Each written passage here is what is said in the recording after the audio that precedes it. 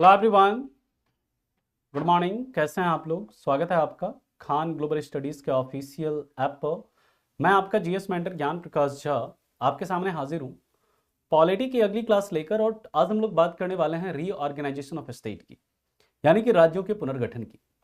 Last class में हम लोगों ने देखा था कि कैसे कोई भी स्टेट है तो मतलब उसका कैसे बाइफर्केशन होता है, कैसे उसको डिवाइड किया जाता है, कैसे उसका नाम बदला जाता है ना। उसके लिए क्या प्रक्रिया है, क्या प्रोसेस है, उस प्रोसेस को हम लोगों ने काफी डिटेल में एनालिसिस किया था। ठीक है, आज हम लोग बात करने वाले हैं कि भारत के अंदर जो राज्यों का पुनर्गठन हुआ वो कैसे हुआ है। ठीक है, उसका क्या स्टोरी है, उसके बारे में हम लोग बात करेंगे। तो एक बार सभी बच्चे जुड़ जाएंगे, फिर हम लोग स्टार्ट करते हैं आज के सेशन को। गुड मॉर्निंग सभी को। अविनाश, सचिन, मुस्कान, सम्राट, श्रद्धा,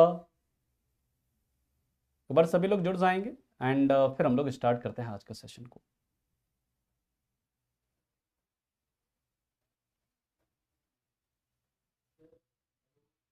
ठीक है, तो आज हम लोग टोटल पूरा देखने वाले हैं राज्यों का पुनर्गठन कि कैसे कैसे राज्यों का निर्माण हुआ है हमारे देश में। उसके ऊपर हम लोग चर्चा करेंगे।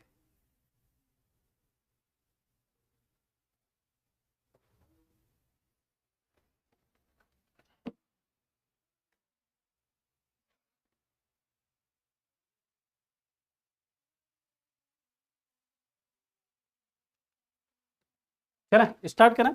ठीक है, अब देखिए हम लोग बात करते हैं तो लास्ट क्लास में हम लोगों ने देखा था आर्टिकल 4। आर्टिकल 4 में हम लोगों ने देखा कि अगर पार्लियामेंट, ध्यान से समझिए, आर्टिकल 4 में लास्ट क्लास में हम लोगों ने क्या देखा था, ध्यान से मेरी बात को सुनिएगा। अगर पार्लियामेंट आर्टिकल 2 और आर्टिकल 3 के तहत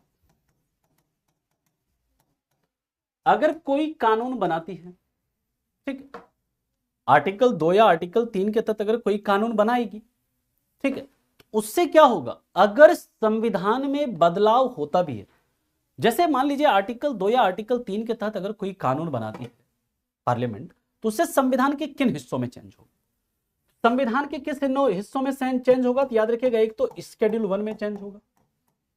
कहेंगे सर कैसे स्केड्यूल 1 में चेंज होगा, बताइए। देखिए स्केड्यूल 1 में कैसे चेंज होगा, क्योंकि स्केड्यूल 1 में क्या है, लिस्ट ऑफ स्टेट है और यूनियन टेरिटरी है, यानी कि राज्य और जो केंद्र शासित प्रदेश है उसका सूची है पूरा। अब मान लीजिए नया राज्य बन गया, नया राज्य बन गया तो उससे क्या होगा, नया राज्य का अगर निर्माण होगा तो उससे क्या होगा आपका, उससे एक राज्य का नाम और जोड़ना पड़ेगा। तो स्केड्यूल 1 में चेंज करना पड़ेगा। जैसे मान लीजिए जम्मू एंड कश्मीर है, उसको रीऑर्गेनाइज करके जम्मू कश्मीर और लद्दाख बनाया गया, 2 यूटी बनाया गया। तो जम्मू कश्मीर को स्टेट की लिस्ट से हटाया गया होगा और यूटी के लिस्ट में 2 यूनियन टेरिटरी जोड़ा गया होगा। ठीक है, तो स्केड्यूल 1 में चेंज हुआ। दूसरा क्या चेंज होगा, स्केड्यूल 4 में चेंज होगा। दूसरा किस में चेंज होगा, स्केड्यूल 4 में। कहेंगे सर स्केड्यूल 4 में कैसे चेंज होगा, क्योंकि देखिए स्केड्यूल 4 में क्या है, राज्यसभा के अंदर जो है सीटों का आवंटन है। राज्यसभा में किस राज्य में कितनी सीटें हैं इसका जिक्र है यहां पर। अब अगर कोई नया राज्य बनता है किसी राज्य से डिवाइड होकर के, उसके अंदर राज्यसभा की सीटें अलग होगी। जिस राज्य में का डिवीजन हुआ है उसमें राज्यसभा की सीटें अलग होगी।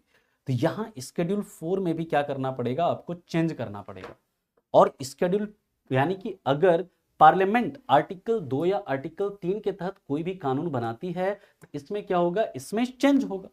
इसमें क्या होगा, इसको संशोधित करना पड़ेगा, इसमें अमेंडमेंट करना पड़ेगा। अमेंडमेंट होगा इस दोनों अनुसूची में। लेकिन ये जो अमेंडमेंट होगा इसे आर्टिकल 368 के तहत संविधान संशोधन नहीं माना जाएगा। इसे आर्टिकल 368 के तहत संविधान संशोधन नहीं माना जाएगा। इसे किससे, मतलब सिंपल मेजोरिटी से पास किया जाएगा, साधारण बहुमत से पास किया जाएगा, एक ऑर्डिनरी बिल की तरह कंसीडर किया जाएगा। ठीक है, तो वो आर्टिकल 2 में जो प्रोसेस बताया था ना मिस्टर सोनू जी, सर अगर कोई विदेशी राज्य मिल जाता है अगर इंडिया में तो अलग हो सकता है क्या, नहीं बिल्कुल अलग नहीं हो सकता। अगर वो भारत में मिल गया तो उसके बाद अलग नहीं हो सकता। ठीक है, देखिए Indian federation is not result of agreement among state. इसका मतलब यह है, श्रद्धा ध्यान से समझिए, जैसे मान लीजिए भारत के अंदर जो जितने भी राज्य हैं, है ना, ठीक है, आर्टिकल 2 एंड 3 के तहत लाए गए बिल को अनुमति देने के लिए राष्ट्रपति बाध्य है। देखिए ऐसा वो जो है ना, राष्ट्रपति यहाँ पर किसके हिसाब से काम करते हैं, राष्ट्रपति मंत्रिपरिषद के सलाह पर काम करते हैं, है ना। मंत्रिपरिषद का सलाह जो है, अगर मंत्रिपरिषद कह रही है कि देना है तो बाध्यकारी है वो, ठीक है।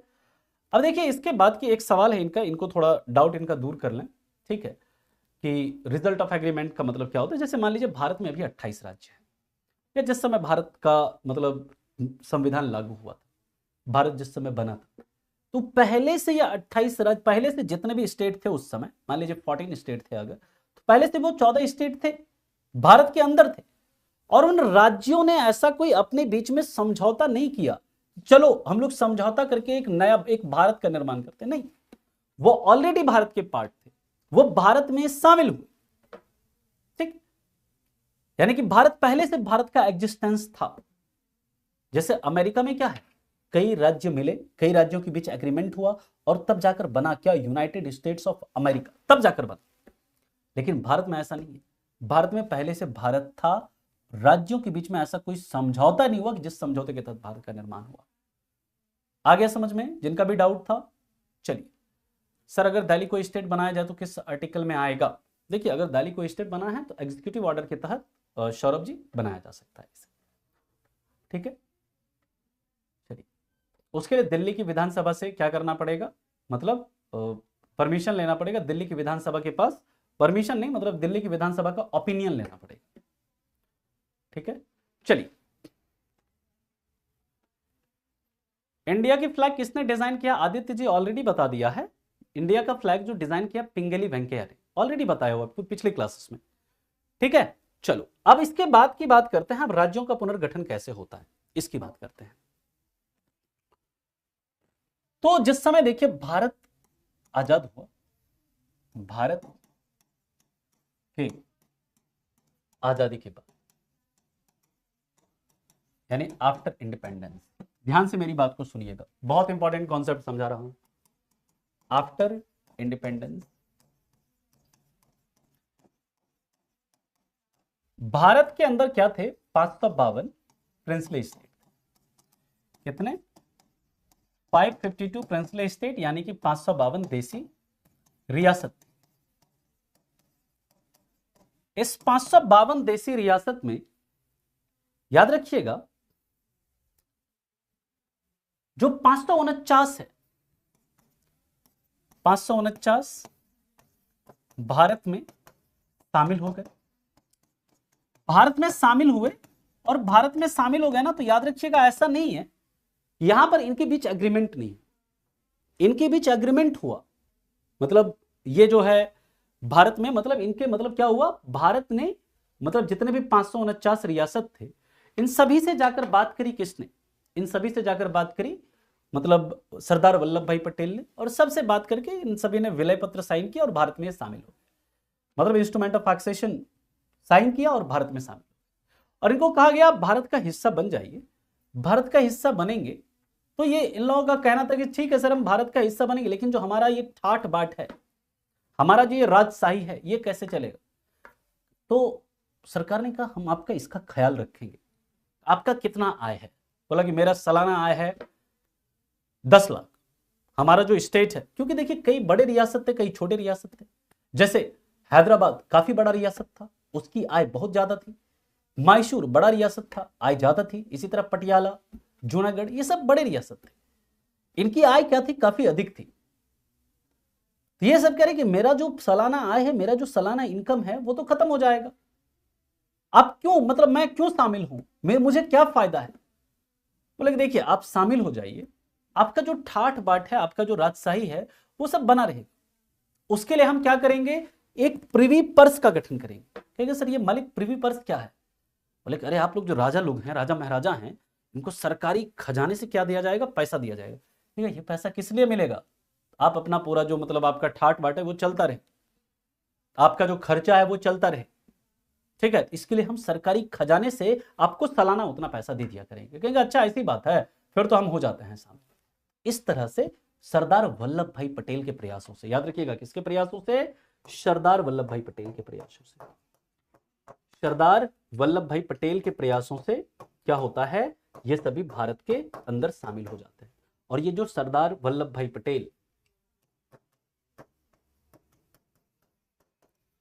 को, यही कारण है कि इनको क्या बोलते हैं, iron man of India, iron man of India, है ना, भारत का लौह पुरुष कहा जाता है इनको। और इसलिए इनको क्या कहा जाता है, इनको बिस्मार्क ऑफ इंडिया भी कहते हैं, बिस्मार्क ऑफ इंडिया भी कहते हैं इनको। ठीक है, किनको, सरदार वल्लभ भाई पटेल को। इनका जो जन्मदिन है याद रखिएगा, वो मनाया जाता है कब, 31 अक्टूबर। और यही कारण है कि 31 अक्टूबर जो है उस दिन क्या मनाया जाता है, नेशनल यूनिटी डे, राष्ट्रीय एकता दिवस मनाते हैं कब, याद रखिएगा 11 अक्टूबर, सॉरी 31 अक्टूबर को, 31 ऑफ अक्टूबर को। ठीक है, अब देखिए यहां पर 549 तो भारत में शामिल हो गए। यहां पर 3 रियासत थी जिन्होंने कहा कि नहीं हमको शामिल नहीं होना है। ठीक है, ठीक है, इन्होंने मतलब जो बाकी के जो 3 थे उन्होंने क्या कहा कि हमें भारत में शामिल नहीं होना। तो वो 3 कौन कौन से थे और उनका फिर क्या हुआ, तो उसके ऊपर अभी हम लोग बात करते हैं। ठीक है, यहां तक सभी ने नोट कर लिया, किसी को कोई दिक्कत इसमें, किसी को कोई दिक्कत नहीं? नहीं, ऐसा कुछ नहीं है, ये सब फर्जी बातें हैं अंकित जी, ऐसा कुछ भी नहीं है। ठीक है, चलिए अब हम लोग बात करते हैं बाकी की जो 3 रियासतें थी, इसमें से एक था J&K, इसके बाद था हैदराबाद, और एक था जूनागढ़। इन्हें भी भारत में शामिल किया गया, जूनागढ़ को, हैदराबाद को एंड J&K को। J&K को जो शामिल किया गया, याद रखिएगा इसके पीछे क्या स्टोरी है।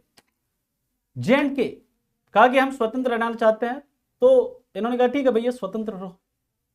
लेकिन धीरे धीरे क्या हुआ, ध्यान से मेरी बात को समझिएगा। बिस्मार्क एक व्यक्ति थे, है ना, रोहन सैनी जी, जिन्होंने जर्मनी के एकीकरण में उनकी भूमिका काफी थी, जर्मनी को यूनाइट करने में, उसी तरह इंडिया को यूनाइट करने में इनकी भूमिका थी, इसलिए इनको कहा जाता है बिस्मार्क ऑफ इंडिया।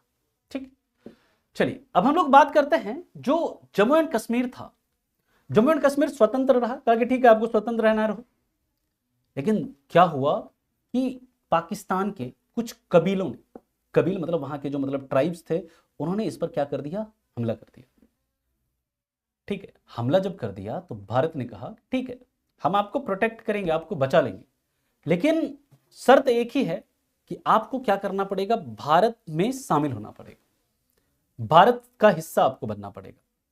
कहेगा ठीक है, लेकिन हमें कुछ स्पेशल स्टेटस चाहिए। ठीक है, बताइए आपका क्या क्या स्पेशल स्टेटस, क्या क्या चाहिए आपका। तो उसमें कहा कि हमारा अपना संविधान हम बनाएंगे, है ना, हमारा अपना झंडा होगा, है ना, हमारे यहाँ सदर रियासत होगा, अपना मतलब प्राइम मिनिस्टर होगा, सब कुछ हमारा अपना होगा। क्योंकि ठीक हम आपको स्पेशल स्टेटस देते हैं, और उसके लिए जब इसे शामिल किया गया तो इसको स्पेशल स्टेटस देने के लिए जम्मू कश्मीर को क्या क्या स्पेशल स्टेटस दिया जाएगा, उसमें आर्टिकल 370 जोड़ दिया गया। और आर्टिकल 370 में लिख दिया गया कि भारत का संविधान का आर्टिकल 1 और आर्टिकल 370 यही सिर्फ भारत के अंदर लागू हो, मतलब जम्मू कश्मीर में लागू हो। आर्टिकल 1 जो क्या कहता है कि India is A union of मतलब स्टेट, भारत राज्यों के एक संघ है और भारत के राज्यों को भारत से अलग होने का अधिकार नहीं है। अब आर्टिकल 1 अगर लागू होगा जम्मू कश्मीर में, तो जम्मू कश्मीर भारत से कभी अलग हो सकता है, नहीं हो सकता। आर्टिकल 370 लागू होगा। आर्टिकल 370 के अंदर क्या क्या स्पेशल स्टेटस दिया गया था, वो बात करी गई थी कि भारत का संविधान जो है वहां पर उसका अपना संविधान होगा, अपना झंडा होगा उनका, है ना, वहां का सिटीजनशिप लेने के लिए वहां का डुअल सिटीजनशिप होगा वहां पर, और भी कई सारे प्रोविजन थे। ये हम आर्टिकल 370 में डिस्कस करेंगे। ठीक है, 370 जब पढ़ेंगे वहां पर हम लोग डिस्कस करेंगे। तो क्या हुआ, इसके बाद ये दौड़ते हुए आते हैं किसके पास, हमारे मतलब इनके पास, क्या कहते हैं, जवाहरलाल नेहरू के पास। जवाहरलाल नेहरू ने कहा कि ठीक है हम आपको मतलब आप भारत में शामिल हो जाइए, हम आपका रक्षा करेंगे, प्रोटेक्ट करेंगे आपको। फिर राजा हरि सिंह, उस समय राजा हरि सिंह और जवाहरलाल नेहरू, इनके बीच में क्या साइन होता है, एक instrument of accession, instrument of accession sign हुआ, या जिसे हम कहते हैं विलय पत्र, इंस्ट्रूमेंट ऑफ एक्सेशन साइन हुआ, या जिसे कहा जाता है विलय पत्र। विलय पत्र पर साइन हुआ और ये क्या हुआ, भारत का हिस्सा बना। बाकी जम्मू एंड कश्मीर के बारे में हम लोग डिटेल एनालिसिस करेंगे आर्टिकल 370 के अंदर, ठीक है। अब देखिए इसके बाद की बात करें तो दूसरा है हैदराबाद। जब हैदराबाद की बात करता है ना बाबू, तो हैदराबाद में जो यहाँ के निजाम थे, इन्होंने कहा कि नहीं हमको भारत में शामिल नहीं होना। देखो भाई नहीं शामिल होना है, क्या मतलब है इसका? ये बीच में, मतलब यहां पर बीच में थोड़े से हो, है ना, इधर बीच में यहां पर थोड़े से हो। अब तुम कहोगे अपना स्टेट, भाई हमारा दिक्कत होगा, कहीं हम यहां से यहां जाएंगे, बीच में तुम कहोगे कि नहीं नहीं जाने देंगे इधर से, बहुत तरह की समस्या है, नहीं होना है, कैसे, क्या दिक्कत है? तो इन्होंने कहा कि नहीं हमको नहीं, कोई बात नहीं है। यहां पर एक युद्ध होता है, एक यहां पर मतलब क्या होता है, ऑपरेशन होता है। कौन सा ऑपरेशन पोलो? ऑपरेशन पोलो होता है। चारों तरफ से यहां से पुलिस से घेर लिया जाता है इसको, हैदराबाद को। कहता है अब बताओ होना है कि नहीं होना है, आराम से हो जा, नहीं तो जबरदस्ती कर लेंगे, ठीक है। तो फिर इसके ऊपर क्या होता है, ऑपरेशन पोलो यानी कि पुलिस एक्शन। और पुलिस एक्शन के द्वारा यानी पुलिस कार्रवाई के द्वारा क्या होता है, हैदराबाद को भारत में शामिल किया जाता है, ठीक है। चारों तरफ से पुलिस के द्वारा घेर लिया जाता है और पुलिस एक्शन के द्वारा जिसे नाम दिया जाता है ऑपरेशन पोलो, ठीक है। और उसे क्या कर लिया जाता है, शामिल कर लिया जाता है भारत के अंदर। इसके बाद तीसरा जो है दोस्तों जूनागढ़। जूनागढ़ के साथ क्या होता है, जूनागढ़ में क्या कहा जाता है, ये कहते हैं नहीं हम नहीं होंगे शामिल। कहेगा ठीक है, आपके लोगों से पूछ लेते हैं हम, आपके लोग क्या चाहते हैं। ऐसा करता है, यहां पर एक प्लेबसाइट कराता है, यहां पर एक रेफरेंडम कराते हैं, जनमत संग्रह कराते हैं। कहते हैं ठीक है करवाइए, यहां के जो लोग हैं देखते हैं क्या कहते हैं। तो वहां पर क्या कराया जाता है, वहां पर आपका प्लेबिसाइट कराया जाता है, यानी कि जनमत संग्रह कराया जाता है। और जनमत संग्रह के बाद वहां के लोगों ने कहा नहीं हमें भारत में शामिल होना है, हमें भारत का हिस्सा बनना है। और इसके बाद जो जूनागढ़ है वो क्या होता है, भारत का हिस्सा बनता है। यानी कि यहां पर क्या होता है, इसे कैसे भारत में शामिल किया जाता है, पीपल रेफरेंडम के द्वारा, पीपल रेफरेंडम, या फिर जिसे कहते हैं हम लोग जनमत संग्रह। क्या बोलते हैं, जनमत संग्रह। इसके द्वारा इसे क्या किया जाता है, भारत का हिस्सा बनाया जाता है। यहां तक आपको बात समझ में आ गई? यहां तक किसी को कोई दिक्कत कोई परेशानी है तो आप बता सकते हैं। फिर इसके बाद हम चलेंगे अगले पॉइंट पर, नेक्स्ट पॉइंट पर। जूनागढ़ गुजरात, गुजरात में है हर्ष जी। अब ये सवाल तो अंकित जी मुझे भी पता नहीं है ना।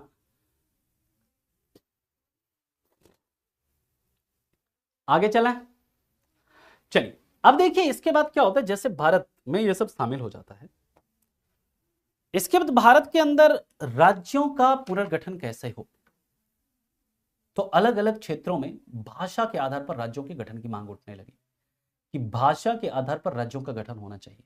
लिंग्विस्टिक बेसिस पर क्या होना चाहिए, स्टेट का रीऑर्गेनाइजेशन होना चाहिए, ठीक है।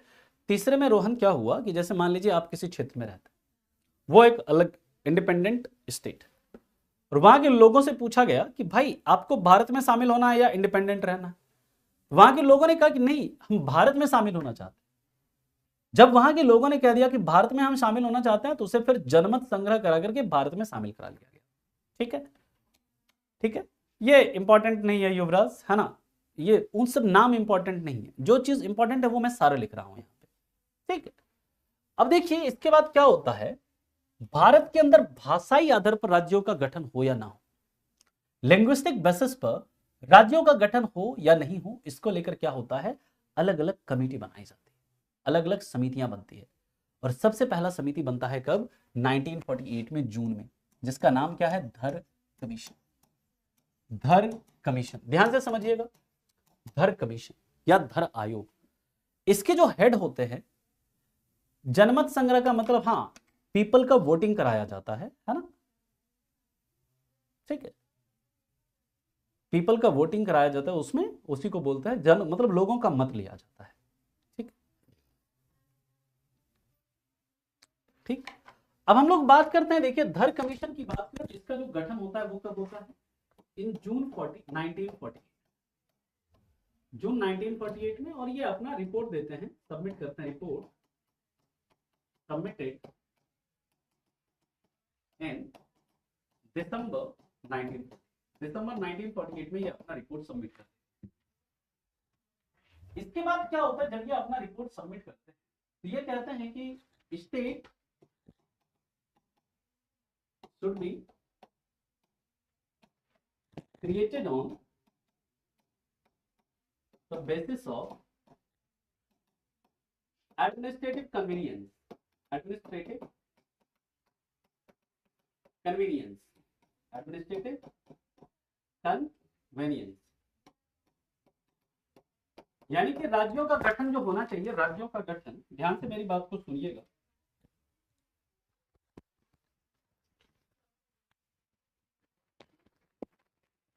ध्यान से मेरी बात को सुनना है। इन्होंने कहा कि राज्यों का गठन प्रशासनिक सुविधाओं के आधार पर होना चाहिए, प्रशासनिक सुविधाओं के आधार पर होना चाहिए।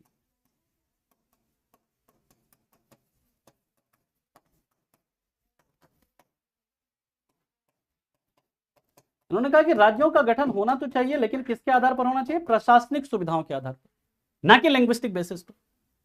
ठीक है, ना कि लिंग्विस्टिक बेसिस पर होना चाहिए। अब देखिए, इसके बाद की बात करते हैं, तो ये जो है इन्होंने क्या कहा कि लैंग्वेज के आधार पर, लैंग्वेज के बेसिस पर, लैंग्वेज के बेसिस पर राज्यों का गठन नहीं होना चाहिए, लैंग्वेज के बेसिस पर राज्यों का गठन नहीं होना चाहिए। इन्होंने कहा कि भाषा के आधार पर राज्यों का गठन नहीं होना चाहिए, यानी state should not created on the linguistic basis, क्योंकि इससे क्या होगा, फिर भारत के यूनिटी में प्रॉब्लम होगी। अगर हम लैंग्वेज के बेसिस पर राज्यों का गठन करेंगे तो यूनिटी में क्या होगी, उसके एकता में समस्या आएगी, उसको प्रशासन मतलब उसके प्रशासन में समस्या आएगी। इसलिए स्टेट का गठन होना चाहिए, लेकिन किसके आधार पर होना चाहिए? एडमिनिस्ट्रेटिव कन्वीनियंस के आधार पर होना चाहिए, ना कि लिंग्विस्टिक बेसिस पर होना चाहिए। क्लियर? कि नॉर्थ में हिंदी भाषी राज्यों में हिंदी मतलब उसमें करते हैं, हिंदी राज्यों का एक अलग राज्य बना दें, जो साउथ इंडिया में साउथ जो मतलब अलग अलग वो बोलते हैं वहां पर एक अलग राज्य का गठन कर दें, मराठी और गुजराती वालों का एक अलग, मतलब कि ऐसे क्या होगा, अगर हम ऐसे राज्यों का गठन करेंगे तो वो क्या होगा, उसके प्रशासन में समस्या आएगी। एक बहुत बड़ा क्षेत्र होगा और उस बहुत बड़े क्षेत्र के प्रशासन में क्या होगी, समस्या आ जाएगी। तो ऐसा नहीं होना चाहिए। इसके बाद फिर क्या होता है, इसके बाद याद रखिएगा दूसरा फिर से कमीशन बनता है, कौन सा? JVP commission, JVP commission. अब यहां पर देखिए जेवीपी कमीशन है, इसे ऐसे जेवीपी आयोग भी बोलते हैं। कब बनता है ये बनता है दिसंबर 1948 में, दिसंबर 1948 में बनता है। इसमें 3 लोग होते हैं। जे से याद रखना जवाहरलाल नेहरू, वी से याद रखना सरदार पटेल या सरदार वल्लभ भाई पटेल, सरदार वल्लभ भाई पटेल, और पी से याद रखना पट्टाभी सीतारमैया, पट्टाभी सीतारमैया। ये 3 लोग होते हैं जेपीपी कमेटी में। ठीक, नहीं ये आर्टिकल 4 खत्म हो गया श्वेता, अभी हम रीऑर्गेनाइजेशन ऑफ स्टेट पढ़ रहे हैं, रीऑर्गेनाइजेशन ऑफ स्टेट पढ़ रहे हैं अभी हम लोग, है ना। 4 तो कब का खत्म हो गया। अब देखिए इसके बाद क्या होता है, इन्होंने भी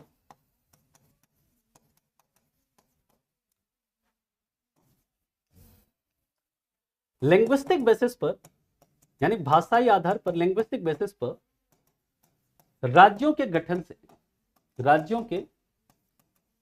से इनकार कर दिया। इन्होंने भी कहा कि नहीं, राज्यों का जो गठन है वो मना कर दिया, ताकि भाषाई आधार पर राज्यों का गठन नहीं होगा। राज्यों का जो गठन होगा वो किस आधार पर होगा? स्टेट का निर्माण प्रशासनिक सुविधाओं के आधार पर, यानी कि एडमिनिस्ट्रेटिव कन्वीनियंस के आधार पर होगा, एडमिनिस्ट्रेटिव कन्वीनियंस या प्रशासनिक सुविधाओं के आधार पर होगा।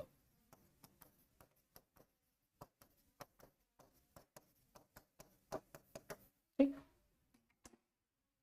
यहां तक किसी को कोई दिक्कत, कोई परेशानी? क्या समझ में नहीं आ रहा है? सूरज सेंगर जी आप ये बताइए, क्या लिखा हुआ आपको समझ में नहीं आ रहा है? हाँ जी बताइए।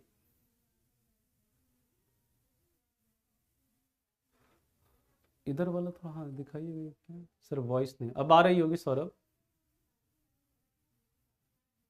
यहां तक किसी को कोई दिक्कत है तो बताओ, फिर हम चलते हैं इसके आगे। आपको दर कमीशन समझ आ गया, जेबीपी कमीशन समझ आ गया। दर कमीशन और जेबीपी कमीशन दोनों ने ही यही कहा कि भाषाई आधार पर राज्यों का गठन नहीं होगा, राज्यों का गठन होगा प्रशासनिक सुविधाओं के आधार पर होगा। इतनी सी बात आपको याद रखनी है, ठीक है। जेबीपी कमीशन में जे का नाम देखो क्या है, जवाहरलाल नेहरू। एस का मतलब, ये वी का मतलब है सरदार वल्लभ भाई पटेल, यानी वल्लभ भाई पटेल, है ना। और पी से क्या है, पट्टाभी सीतारमैया, ठीक है। ये तीन लोग थे, ठीक है।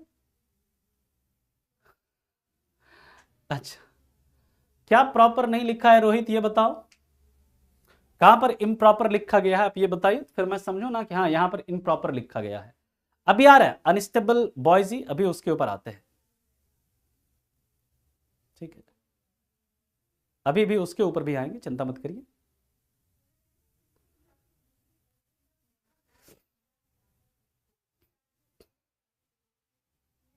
अच्छा, तो इनिशियल क्लास ब्रजेश जी पहले आप लोग देख लीजिए। लिंग्विस्टिक बेसिस पर, यानी आप हिंदी में ऐसे लिख सकते हो भाषाई आधार पर, लिंग्विस्टिक बेसिस यानी भाषाई आधार पर, ठीक है, भाषाई आधार पर। अभी आ रहे हैं एबीसी डी पे आ रहे हैं, चिंता मत करिए। हाँ बिल्कुल है गोलू बघेल जी,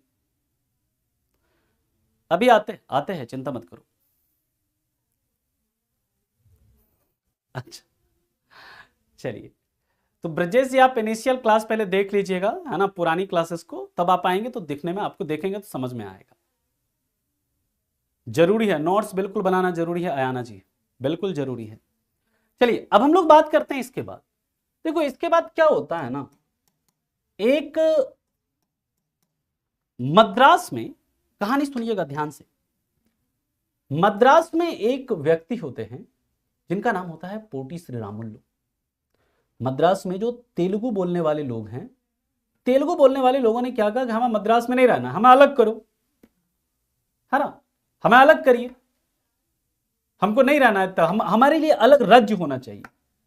इससे क्या हो रहा है कि जो ये हमारे तेलुगु बोलने वाले लोगों का यहां पर क्या हो रहा है, शोषण हो रहा है। हमारे ऊपर, हमारे विकास के ऊपर, हमारे डेवलपमेंट के ऊपर ध्यान नहीं दिया जा रहा है, हम लोग पिछड़े हो रहे हैं। हमारे जितने रिसोर्सेस है सबका यूज ये मद्रास, जो मतलब उधर जो तमिल बोलने वाले लोग हैं, तमिलियन, वो कर रहे हैं। तो वहां पर हमारा क्या कहते हैं, हमारे लिए अलग राज्य बनाइए ताकि हमारा भी डेवलपमेंट हो, हमारे रिसोर्सेस का हम यूज करें। तो इसको लेकर क्या हुआ, वहां पर जब उनकी बात नहीं सुनी गई तो पोटी श्रीरामुलु जी, जिनको अमरजीवी के नाम से भी जाना जाता है, क्या बोलते हैं उनको, अमरजीवी, वहां पर पोटी श्रीरामुलु जी हंगर स्ट्राइक पर चले जाते हैं, भूख हड़ताल पर चले जाते हैं। और काफी दिनों के हड़ताल के बाद क्या होता है, उनका डेथ हो जाता है। उसके बाद और भी वहां पर कई युवाओं ने मतलब आत्मदाह कर लिया, यानी आत्मदाह का मतलब खुद को आग लगा लिया। कई लोग इसमें मर जाते हैं वहां पर। लेकिन मेन जो नाम याद रखना है आपको, याद रखना है पोटी श्रीरामुलु जी, जो कि अमरजीवी, जो कि तेलुगु आंदोलन को लीड करते हैं, उस आंदोलन के जो नेता होते हैं। वो हंगर स्ट्राइक पर चले जाता है, भूख हड़ताल पर चले जाते हैं, और भूख हड़ताल के कारण क्या हो जाता है, उनका डेथ हो जाता है। तब फिर सरकार आनन फानन में, जल्दीबाजी में क्या करती है, आंध्र प्रदेश राज्य का गठन करती है। किससे अलग करके, मद्रास से अलग करके एक आंध्र प्रदेश राज्य का गठन होता है। कब, ऑन 1 अक्टूबर 1953। तो याद रखिएगा, पोटी श्रीरामुलु जी, पोटी श्रीरामुलु,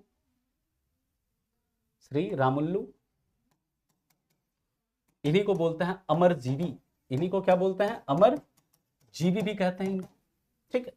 पोटी श्रीरामुलु जी की बात करें तो याद रखिएगा, हंगर स्ट्राइक यानी भूख हड़ताल के कारण, हंगर स्ट्राइक के कारण इनका डेथ हो जाता है।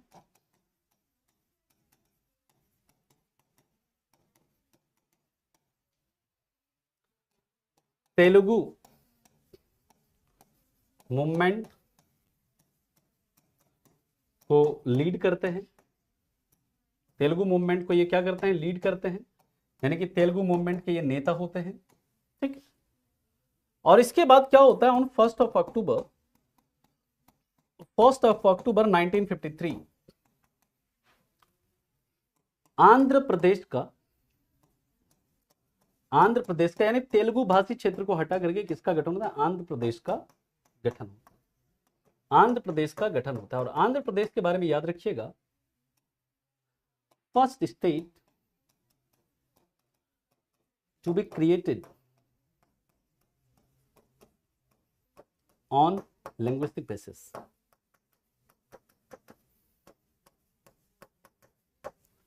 भाषाई आधार पर गठित होने वाला पहला राज्य है ना, जो भाषाई आधार पर जो गठित होने वाला पहला राज्य है वो कौन सा है? आंध्र प्रदेश है, जिसका गठन किसके आधार पर हुआ था? भाषा के आधार पर हुआ था, है ना।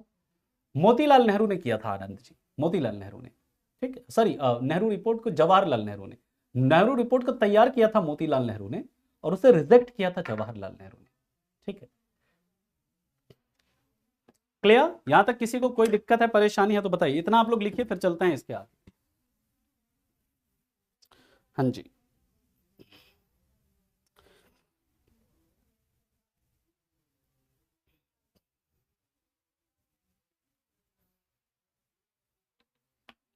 मूवमेंट का मतलब आंदोलन, प्राची, आंदोलन, है ना। सर वो कितने दिन तक धरने पर बैठे रहे थे? टोटल उनका जो 56 डेज, हाँ 56 डेज के स्ट्राइक के बाद, 56 डेज के बाद इनकी क्या हो जाती है? डेथ हो जाती है। 56 दिन। Okay, very good KGS. आगे चलें। लास्ट में क्या लिखा है? लास्ट में मैंने ये लिखा है कि भाषाई आधार पर गठित होने वाला पहला राज्य कौन सा था? आंध्र प्रदेश। भाषाई आधार पर गठित होने वाला पहला राज्य।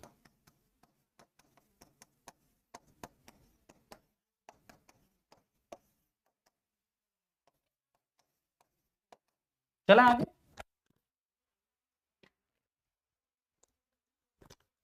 नहीं, तेलुगु मूवमेंट होगा हर्ष, ना कि मद्रास मूवमेंट। तेलुगु मूवमेंट होगा बाबू।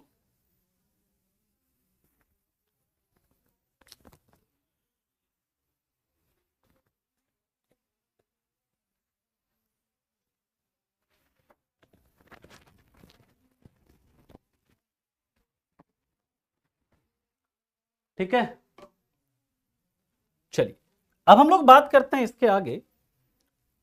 इसके बाद क्या होता है देखो, ध्यान से समझना। अलग अलग क्षेत्रों में फिर क्या होता है, जैसे आंध्र प्रदेश बनाना, अलग अलग क्षेत्रों में फिर से भाषाई आधार पर राज्यों की मांग उठने लगी। सब जगह लगने लगा कि हम भी आंदोलन करेंगे ना, हम भी आंदोलन करेंगे तो हमारे भी क्या होगा? राज्य बने, हमें भी अलग राज्य मिल जाएगा। तो इन सब झमेलों से हटने के लिए कहा कि चलो ऐसा करते हैं, हम लोग एक मतलब स्टेट रीऑर्गेनाइजेशन कमीशन का गठन करते हैं। एक्चुअली जब भारत आजाद हुआ था तो उस समय याद रखिएगा 4 कैटेगरी का स्टेट बनाया गया था, 4 कैटेगरी स्टेट था, 4 कैटेगरी का स्टेट बनाया गया था जिस समय भारत आजाद हुआ था। कौन कौन सा? एक था पार्ट ए या कैटेगरी ए स्टेट, याद रखिएगा category A state. Category A state जो था, कैटेगरी ए स्टेट में कौन कौन से थे? तो उस समय जो प्रोविंसेस हुआ करते थे ना, जो उस समय प्रांत हुआ करते थे, उन प्रांतों को रखा गया था किसमें? उन प्रांतों को कैटेगरी ए स्टेट में रखा गया था। ध्यान से मेरी बात को समझिएगा। हाजी कृष्णा जी, बिल्कुल। दूसरा याद रखिएगा, कैटेगरी बी स्टेट था, कैटेगरी बी स्टेट था। कैटेगरी बी स्टेट में किसे रखा गया था? प्रिंसली स्टेट को रखा गया था। प्रिंसली स्टेट यानी कि देसी रियासतों को रखा गया था, देसी रियासत को रखा गया था, देसी रियासत। तीसरा याद रखिएगा क्या था? तीसरा था category C state. Category C state में किसे रखा गया था? जो दलित चीफ कमिश्नरी प्रोविंस जो था, चीफ कमिश्नरी प्रोविंस यानी जो मुख्य आयुक्त प्रांत हुआ करते थे, मुख्य आयुक्त जो प्रांत हुआ करते थे, चीफ कमिश्नरी प्रोविंस, जैसे दिल्ली, कुर्ग, है ना, ये सब मुख्य आयुक्त प्रांत, मुख्य आयुक्त प्रांत, चीफ कमिश्नरी प्रोविंस जो हुआ करता था उसे कैटेगरी सी में रखा गया था।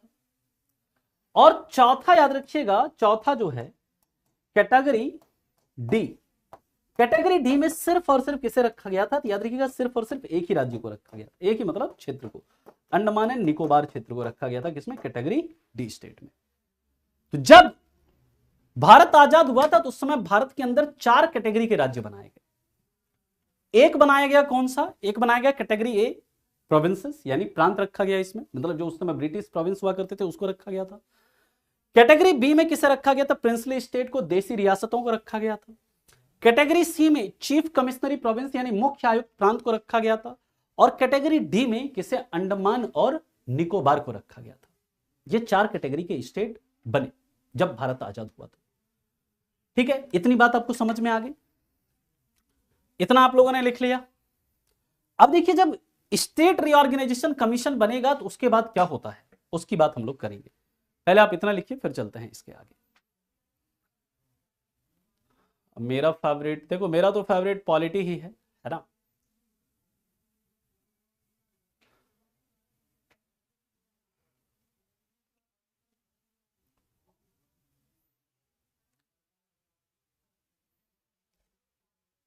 चलिए यहां तक किसी को कोई समस्या? हाँ जी, अनसुटेबल बॉयज।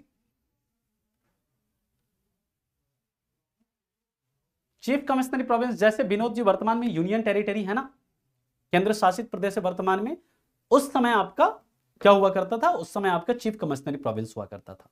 जैसे दिल्ली, कुर्ग, अमित रंजन जी, ब्रिटिश बलूचिस्तान, उस समय वो किसका हिस्सा था, चीफ कमिश्नरी प्रोविंस में आया करता था। पुराने लेक्चर्स देखिए, सब कुछ बताया हुआ है आपको,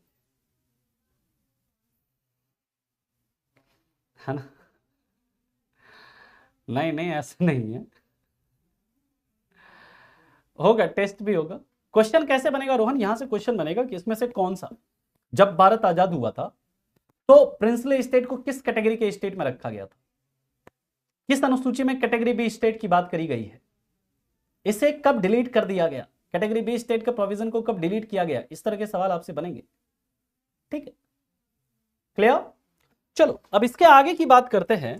तो अगला है State Reorganisation Commission, State Reorganisation Commission, राज्य पुनर्गठन आयोग।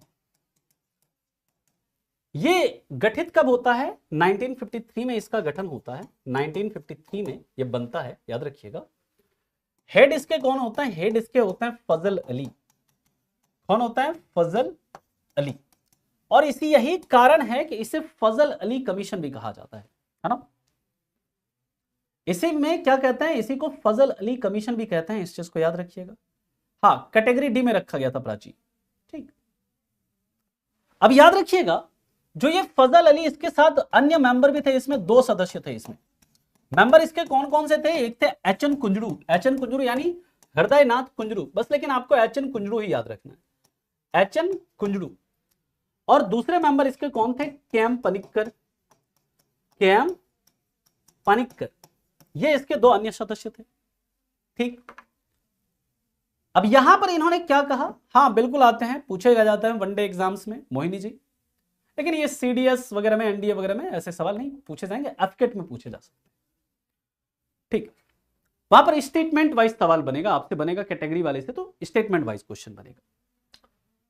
अब देखिए इसके बाद की बात करते हैं। इन्होंने कहा, इन्होंने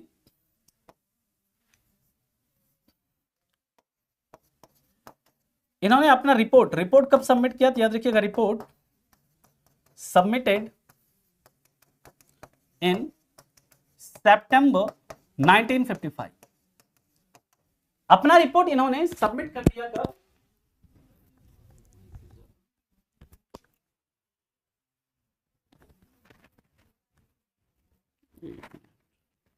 हाँ, इन्होंने अपना रिपोर्ट सबमिट कर दिया कब, 1955 में इन्होंने अपना रिपोर्ट सबमिट किया और इन्होंने कहा कि राज्यों का गठन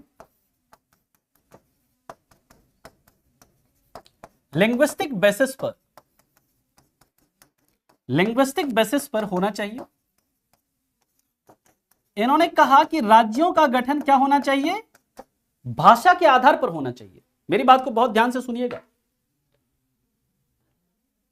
राज्यों का गठन भाषा के आधार पर होना चाहिए, लेकिन इन्होंने यह भी कहा कि rejected formula of one language one state.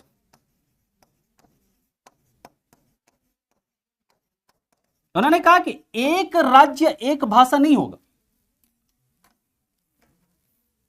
यानी कि सिर्फ और सिर्फ लैंग्वेज ही नहीं होगा राज्यों के पुनर्गठन का आधार। मेरी बात को बहुत ध्यान से सुनिएगा। इन्होंने कहा कि राज्यों का गठन भाषा के आधार पर हो, लेकिन सिर्फ और सिर्फ भाषा के आधार पर हो ऐसा नहीं चलेगा। साथ ही साथ प्रशासनिक सुविधाओं का भी ख्याल रखा जाए। उन्होंने कहा भाषा एक ग्राउंड हो सकता है राज्यों के गठन का, लेकिन सिर्फ और सिर्फ लैंग्वेज ये गठन, ये मतलब आधार नहीं हो सकता है राज्यों के गठन का। इसके साथ हमें एडमिनिस्ट्रेटिव कन्वीनियंस का भी ख्याल रखना चाहिए। ऐसा नहीं है कि पूरा उत्तरी भारत अगर हिंदी भाषी है, पूरे नॉर्थ इंडिया में अगर हिंदी बोला जाता है, तो इसका मतलब यह नहीं है कि पूरे नॉर्थ इंडिया का एक स्टेट बना देंगे। नो, अगर ऐसा करेंगे तो ऐसा करने से क्या होगा, उसके एडमिनिस्ट्रेशन में, उसके प्रशासन में क्या होगी, समस्या आएगी। इसलिए वन लैंग्वेज वन स्टेट नहीं चलेगा। Language can be basis of creation of state, but only language is not. Language के साथ साथ प्रशासनिक सुविधाओं का भी ध्यान रखा जाए, एडमिनिस्ट्रेटिव कन्वीनियंस का भी ध्यान रखा जाए। एडमिनिस्ट्रेटिव कन्वीनियंस यानी प्रशासनिक सुविधाओं का भी ध्यान रखा जाए, राज्यों का गठन करते समय। इन्होंने ऐसा कहा। ठीक, लास्ट लाइन समझ में नहीं आए। लास्ट लाइन जो लिखा है मैंने, इन्होंने कहा कि एक राज्य एक भाषा ऐसा नहीं होगा कि एक राज्य जो है, एक राज्य के लिए मतलब जहां जहां एक ही भाषा बोली जाती है उसके लिए पूरा हम एक राज्य बनाते हैं। जैसे पूरे नॉर्थ इंडिया में हिंदी बोली जाती है तो पूरे नॉर्थ इंडिया को हम एक स्टेट मान लें, नहीं, ऐसा नहीं होगा। ठीक है राहुल जी, 45% भी है, चलेगा। ठीक है 14 गौरव चौरसिया जी ब्रिटिश प्रांत थे। अब देखिए इसके बाद की बात करें तो इसके बाद जब मतलब इन्होंने ऐसा रिकमेंडेशन दिया, इसके बाद क्या होता है, सरकार के द्वारा एक संविधान संशोधन होता है, 7वां संविधान संशोधन अधिनियम 1956। 7वां यह संविधान संशोधन अधिनियम इसे कहेंगे, संविधान संशोधन अधिनियम 1956, 7th कॉन्स्टिट्यूशनल अमेंडमेंट एक्ट। ठीक है 1956। और इसके द्वारा क्या होता है याद रखिएगा, एक स्टेट रीऑर्गेनाइजेशन एक्ट भी पारित किया जाता है। स्टेट रीऑर्गेनाइजेशन एक्ट भी पारित किया जाता है। राज्य पुनर्गठन अधिनियम, राज्य पुनर्गठन अधिनियम 1956। और इस राज्य पुनर्गठन अधिनियम 1956 इसके द्वारा दोस्तों याद रखिएगा 14 स्टेट तथा 6 यूटी का निर्माण होता है। 14 स्टेट और कितने यूटी का निर्माण होता है, 6 यूटी का क्या होता है, निर्माण होता है। यह 7वां संविधान संशोधन जो किया जाता है, इस 7वें संविधान संशोधन के तहत प्रोविजन किया जाता है कॉमन हाई कोर्ट और common governor. Common high court, common governor का प्रोविजन किया जाता है। कहेंगे सर ये क्या है, समझिए।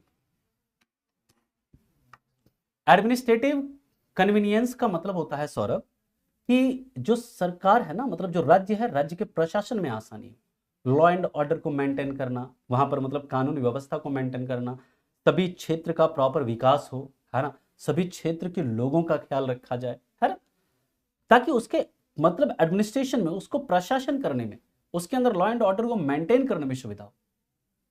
आया समझ में? ठीक है। सीएपीएफ में काफी सबसे जो मुश्किल सवाल बनते हैं सौरभ जी, सीएपीएफ में ही बनते हैं। सीएफ में कई बार देखा जाता है यूपीएससी से ज्यादा हार्ड क्वेश्चंस बनते हैं। जो सिविल सर्विसेज का जो पेपर होता है उससे ज्यादा मुश्किल सवाल बनते हैं सीएपीएफ के पेपर में कभी कभी। ठीक है, क्लियर।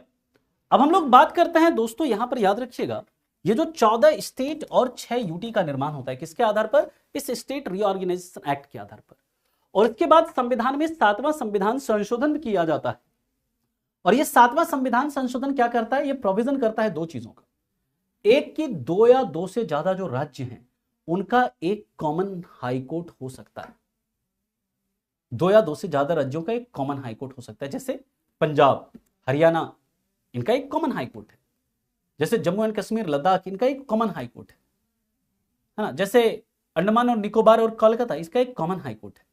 इसी तरह ये जो प्रोविजन पहली बार किया गया था कि यहां पर, हाँ ये अलग है, राज्य पुनर्गठन आयोग ये अलग है, और इसके बाद होता है संविधान में 7वां संविधान संशोधन अधिनियम, ये अलग। ये संविधान में संशोधन किया गया और ये जो कानून है ये पार्लियामेंट में पारित किया। दोनों ही चीजें पार्लियामेंट में ही की गई, लेकिन इसके तहत 14 राज्य बने और 6 यूटी बनी। और जब ये बन गया फिर 7वां संविधान संशोधन, और इसमें कहा गया कि 2 या 2 से ज्यादा राज्यों के लिए कॉमन हाईकोर्ट हो सकता है, 2 या 2 से ज्यादा राज्यों के लिए कॉमन गवर्नर हो सकता है ना। 2 या 2 से ज्यादा राज्यों के लिए एक कॉमन गवर्नर भी हो सकता है, ये चीज भी उन्होंने कहा इसमें।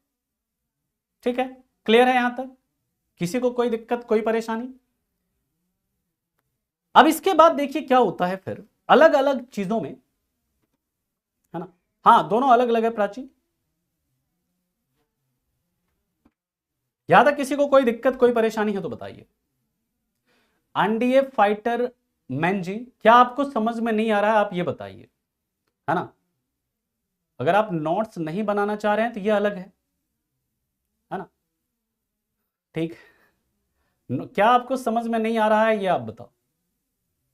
क्लास लाइव है, बिल्कुल लाइव है। विक्रम, यूटी क्या है सर? यूटी का मतलब है यूनियन टेरिटरी। जैसे वर्तमान में दिल्ली है, पुडुचेरी है ना, यानी केंद्र शासित प्रदेश, केंद्र शासित प्रदेश। ठीक, हाँ, कैटेगरी बी स्टेट को यहां पर जो है इसी के तहत याद रखिएगा, कैटेगरी बी स्टेट को समाप्त किया गया। कैटेगरी बी स्टेट यानी जो प्रिंसली स्टेट वाला जो कॉन्सेप्ट था, कैटेगरी बी स्टेट को समाप्त किया गया किसके तहत? 7वें संविधान संशोधन के तहत। कैटेगरी बी स्टेट को क्या किया गया? समाप्त किया गया 7वें संविधान संशोधन के तहत, है ना। नहीं श्वेता, नोएडा से। ठीक है, यहां तक किसी को कोई दिक्कत है तो बताओ।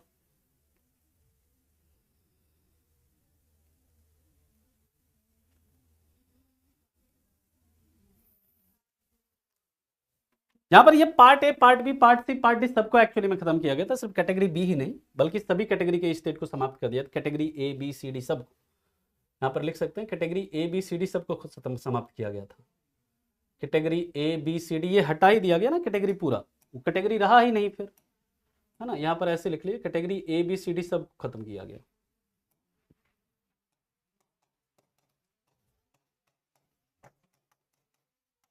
सी डी स्टेट को समाप्त किया गया, ऐसे लिख लीजिए। यूएनटी क्यों नाम रखा गया? यूएनटी नहीं है भाई, यूनियन टेरिटरी एक क्षेत्र होता है। यूनियन टेरिटरी, यूनियन टेरिटरी का मतलब क्या? ऐसा टेरिटरी जिसका डायरेक्ट शासन जो है केंद्र के द्वारा। वहां पर केंद्र और राज्य, राज्य के और केंद्र, राज्य क्यों कहते हैं? क्योंकि राज्य संघ के साथ यानी कि केंद्र के साथ एक रिलेशन मतलब क्या करते हैं? साझा करते हैं, विधायी संबंधों में, प्रशासनिक संबंधों में, वित्तीय संबंधों में। लेकिन संघ जो मतलब केंद्र शासित प्रदेश होता है वो ऐसा कोई रिलेशन नहीं होता उनके साथ। संघ शासित प्रदेश जो होता है उनका शासन सीधा संघ के द्वारा किया जाता है। सीधा किसके द्वारा? यूनियन, केंद्र के द्वारा किया जाता है। जितने भी केंद्र शासित प्रदेश हैं वो केंद्र शासित प्रदेशों का प्रशासन किसके द्वारा? सेंटर के द्वारा होता है डायरेक्ट। ठीक है, एक्सेप्ट 3 है जिसमें कि दिल्ली, पुडुचेरी और मतलब आपका जम्मू एंड कश्मीर, जहां कहीं अपना खुद का विधानमंडल है, क्योंकि उसे कुछ उसके बारे में हम लोग बात करेंगे वहां पर जब आएंगे तो। वहां पर कुछ मामले में वो कानून बना सकते हैं खुद से। हाँ, यूटी का मतलब यूनियन टेरिटरी है। कॉमन गवर्नर स्टेट ऐसा कुछ नहीं है रोहित व्यास जी। रोहित व्यास मतलब इसका ये है, इसमें ये प्रोविजन किया गया अगर कोई राज्य है, मान लीजिए 2 छोटे राज्य हैं, तो उन राज्यों का एक कॉमन गवर्नर हो सकता है, मतलब कि कॉमन गवर्नर बनाया जा सकता है। ऐसा कोई वो नहीं बनाया गया है कि ये 2 राज्य हैं इसी का 2 कॉमन गवर्नर होगा। कई बार क्या होता है कि कोई राज्यपाल नहीं है, किसी राज्यपाल का हटा दिया गया, डेथ हो गया, तो उस कंडीशन में 2 राज्य का एक कॉमन गवर्नर बनाया जा सकता है कि इस दोनों को आप ही हैंडल करिए, ऐसा होता है। इसके लिए कोई पर्टिकुलर नाम नहीं, किसी भी परिस्थिति में, जैसे अभी कुछ दिन पहले मतलब कहीं स्टेट के गवर्नर का डेथ हो गया था, तो उसके बगल वाले स्टेट के गवर्नर को कहा गया आप ही यहां के गवर्नर है। ठीक है, क्लियर? चलिए, तो अभी के लिए देखिए हम लोग इतना ही रखने वाले हैं आज के लिए, है ना। बाकी इसके आगे के मुद्दों को हम लोग डिस्कस करेंगे कल की क्लास में, ठीक है, क्योंकि नया टॉपिक स्टार्ट करेंगे तो वो हमारा कवर नहीं हो पाएगा, इसलिए अभी के लिए हम इतना ही रखते हैं। बाकी आपसे मिलते हैं अगली क्लास में, ठीक है। कल की क्लास में इसके आगे के मुद्दों को डिस्कस करते हैं। तब तक के लिए आप लोगों का धन्यवाद। Thank you so much, bye bye, take care and have a good day. Thank you. ये सब लिखा देंगे विक्रम जी नेक्स्ट क्लास में, ये सब लिखा देंगे कौन कौन से स्टेट थे, कौन कौन से यूटी थे, ये सब लिखवा देंगे कल की क्लास में, ठीक है। Thank you so much, bye bye, take care and have a good day. Thank you.